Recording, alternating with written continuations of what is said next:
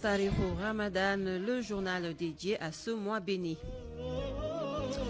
Durant le ramadan, il n'est pas souvent possible de combiner le jeûne à certaines activités. Par exemple, pour les pêcheurs, il est difficile de jeûner et de partir en mer.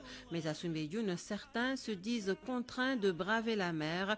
Toutefois, force est de constater qu'en plus du jeûne, ces pêcheurs font face à de nombreuses difficultés, entre autres les gros bateaux de pêche qui les empêchent de trouver du poisson, le vent qui souffle un peu trop ces temps-ci, nous dit Ndeymour Semben qui s'est rendu au quai de pêche de Soumbédioune. Reportage.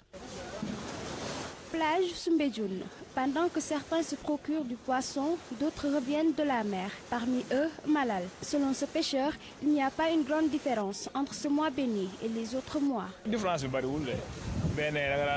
Il n'y a pas de grande différence. D'habitude, on allait en mer vers 7 heures, mais avec le ramadan, c'est à l'aube qu'on y va. Pratiquement, on arrive à gérer.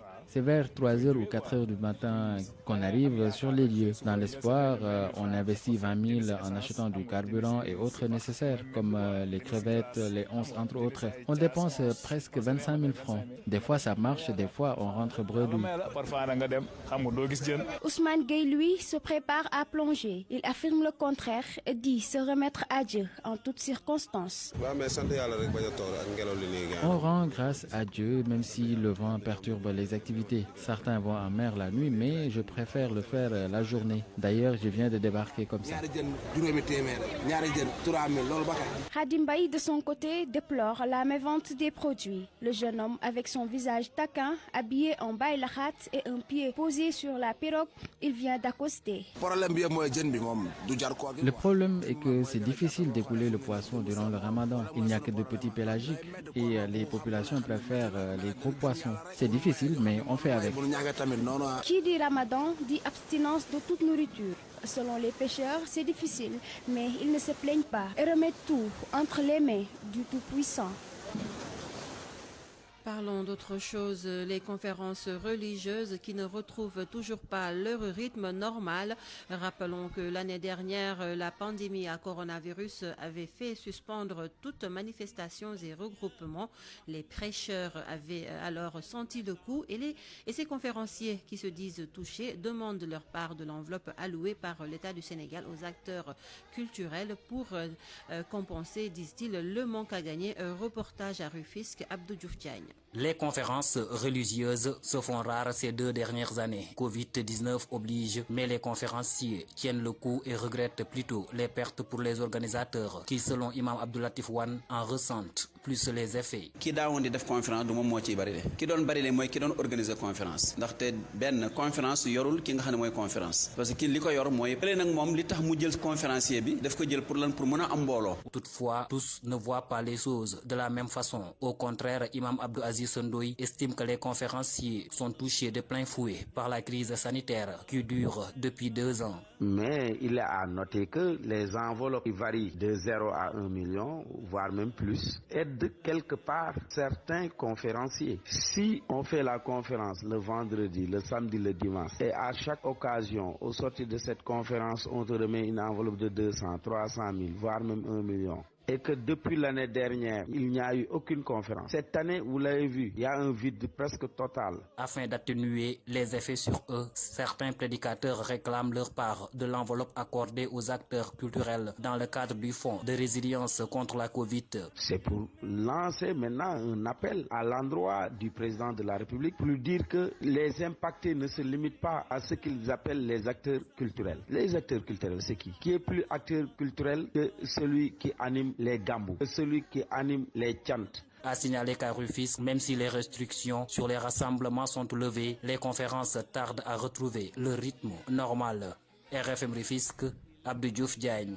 Abdou Diouf Diagne, justement, concernant les conférences religieuses organisées pendant le Ramadan, notre consultant, l'imam Mokhtar Ndiaye de la Grande Mosquée de Liberté 6, fustige la nouvelle connotation que portent aujourd'hui ces conférences. Selon lui, il y a beaucoup plus de folklore que de spiritualité.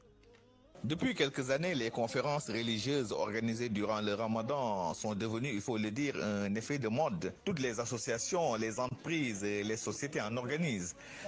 En ce qui nous concerne, nous les conférenciers, nous planifions notre calendrier bien avant le Ramadan parce que chaque week-end, on a une conférence à animer le samedi et le dimanche.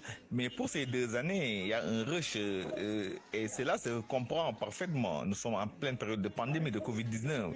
Et ce que nous déplorons dans les conférences religieuses, de plus en plus, il y a l'aspect folklorique, n'est-ce pas, qui l'emporte sur l'aspect spirituel. Il n'y a rien de spiritualité maintenant, ça il faut l'avouer. Et il faut le dire également, les thèmes développés ne sont jamais mis en œuvre. Combien de fois nous traitons des thèmes relatifs au voisinage? N'empêche, les gens ne cessent si vous voulez, de porter préjudice à leurs voisins du matin au soir. Combien de fois nous traitons des questions relatives au mariage? N'empêche, les divorces ne cessent de croître de jour en jour. Combien de fois également nous traitons le bon comportement d'un musulman? N'empêche, la crise des valeurs et la dégradation des mœurs ne cessent de croître de jour en jour. Pour dire que les conférences religieuses animées durant le Ramadan n'ont pratiquement aucun impact, n'est-ce pas, sur les fidèles.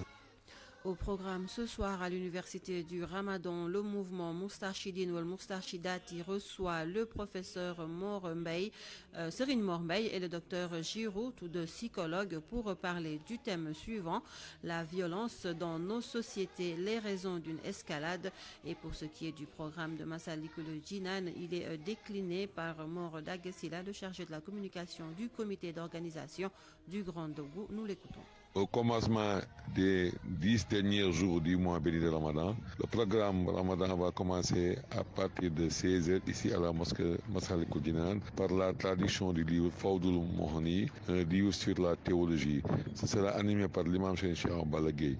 À partir de 17h, ce sera la prestation des Khasaïd avec la lecture du Diwan Khoraniya qui sera suivie par la prestation des Khasaïd. Aujourd'hui, le Kourel Djifn a l'honneur de recevoir le daïra Khidmatul Khadim Wakassine Maud Kéman qui vont faire cette prestation. 19h30, ce sera la grande rupture collective du jeûne avec l'ensemble des musulmans. 21h, ce sera la prière du guet sous la direction de l'imam Seigne Bassirou qui fera ensuite son prêche du jour. Ce sera suivi par la traditionnelle prière surrogatoire, communément appelée Nafila, sous la direction de Seigne Aboul Baraka, Ibn Seigne Bassir, Ibn Seigne Fallou. Vous signalez aussi qu'on a débuté la prière Khiyamul Layli qui commence à partir de 3h du matin jusqu'à 5h du matin et on va commencer le Saint-Coran et ce sera sous la direction d'Imam Seigne Guédé et Imam Seigne Cheikhouna Lo. C'est tout pour ce numéro de Tarikhou Ramadan. Merci de l'avoir suivi et de rester fidèle au programme de la RFM. Merci aux équipes digitales et techniques. Merci aussi à la rédaction. Et tout de suite, votre